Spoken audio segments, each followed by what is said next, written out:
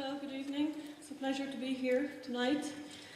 I'm sure it will not come to you as a surprise, unfortunately, that to hear that the expectation for the Icelandic outlook in the coming 12 to 18 months is pretty pessimistic. We expect real GDP to contract by 11% this year and followed by another small drop next year. Inflation is close to its peak, but is likely to remain very elevated in the coming 6 to 9 months. And when I say elevated, it means in double-digit territory. It will slow down towards the end of the year and probably be in negative territory in 2010, but we're certainly looking at a near term of severe challenges. Right, in this table that I'm showing behind me, I have some of the key macroeconomic indicators. So growth and inflation I have already mentioned, and then you see the current account deficit, that is a measure of external vulnerability. You see that that is improving, it's going into positive territory this year, so that's positive news. However, you also notice that the fiscal deficit and the public debt, it's rising sharply. And that causes clearly some burden to be dealt with. The outlook for the currency, so the krona is slightly improving, and the outlook for interest rates is also one of a decrease over the course of the year.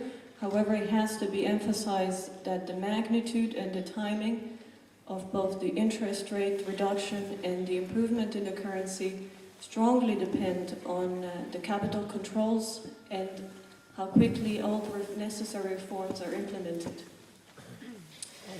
It is important to understand that perhaps the hardest part is not really behind us, but it's ahead.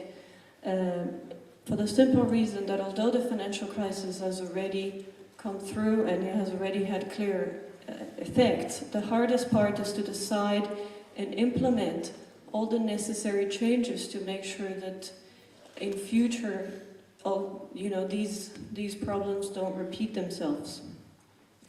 This involves making difficult decisions on what kind of economy you aspire to have in the next decades, and the political ability to deliver these changes quickly in order to mitigate the downturn in the near term.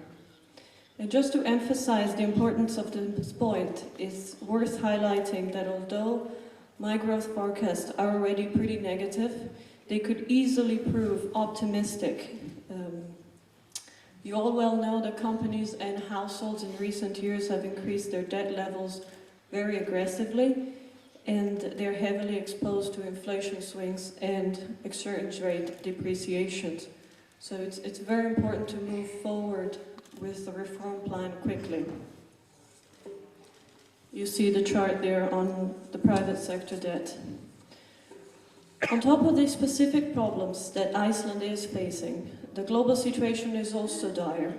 All major economies are facing most challenging conditions since the war period, and this has important implication for Iceland on two respects. There is a loss of revenue from the businesses and assets that Icelanders hold from abroad, and there is a tightening of capital availability to finance and refinance the debt that Icelanders hold. So these challenges implies it's enormously important to have a clear objective of how Iceland should develop in the next decade in order to restore confidence internally and externally. It is important since Iceland does need foreign capital, and in order to attract it, it needs to have a good case for future stability. At this stage, it's perhaps important to highlight also that the Iceland today is not the Iceland of 20 years ago. The economy has transformed, and it's not anymore a fairly closed economy, mostly based on fishing. It's an incredibly open economy with many different sectors that have become important in terms of GDP creation and employment creation. So you now have an economy that it's open and it has a lot of debt, and these two factors need to be taken well into account when you look into the future, unless you decide that when looking into the future you rather isolate again and go back to 20 years ago. So Iceland should put in place all the necessary measures such that it can take advantage of its openness and flexibility, and at the same time it reduces its systemic risk, that is, a risk to the whole economy. And there you see a breakdown of GDP by sectors.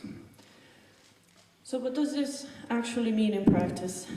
It means that, first of all, it's highly desirable to have a less volatile currency and the appropriate mechanism to attract foreign capital, but to reduce the systemic risks, so the risks to the economy as a whole. And this takes us to two important points. First of all, it is desirable to abandon the krona and to go to a more widely used currency, the euro, the dollar, whatever you prefer. Let's say the euro, since would be a natural choice.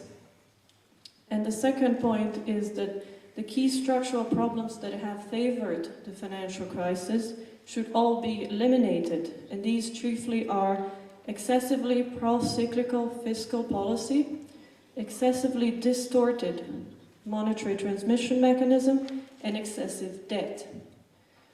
So I won't go into the details of each category. You're more than welcome to ask me about it in the questions later when I'm done. But the essence is that essentially every time any economy in the world grows too fast, too quickly, we should always have alarm bells ringing, because there is something that's not right there.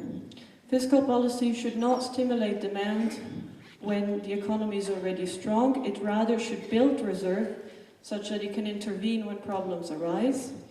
And the capacity of any government to intervene, it's proportional to the GDP of the economy, so rather the pocket of the taxpayers, right?